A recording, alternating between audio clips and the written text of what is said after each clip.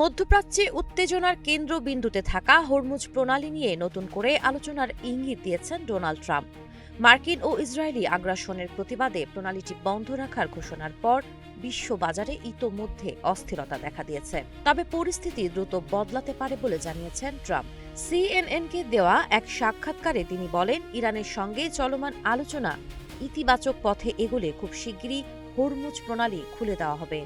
শুধু তাই নয়, এই গুরুত্বপূর্ণ সামুদ্রিক বাণিজ্য পথটি ভবিষ্যতে যৌথভাবে নিয়ন্ত্রণের কথাও বলেন তিনি।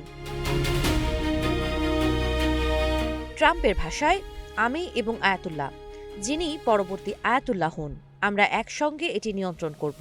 এ বক্তব্যে ইঙ্গিত পাওয়া যাচ্ছে যুক্তরাষ্ট্র ও ইরানের মধ্যে নতুন ধরনের সমঝোতার সম্ভাবনা তৈরি হচ্ছে।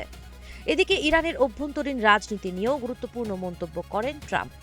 সংঘাতের শুরুতেই দেশটির শীর্ষ নেতৃত্বের একটি বড় অংশ নিহত হওয়ার কথা উল্লেখ করে তিনি দাবি করেন, ইতোমধ্যে ইরানের এক ধরনের শাসন পরিবর্তন ঘটেছে।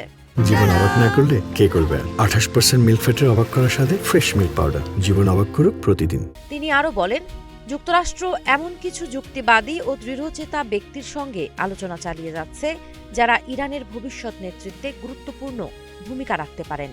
যদিও তাদের পরিচয় প্রকাশ করেননি তিনি, তবে ইঙ্গিত দিয়েছেন এই আলোচনায় পরিস্থিতির মোড় ঘুরিয়ে দিতে পারে।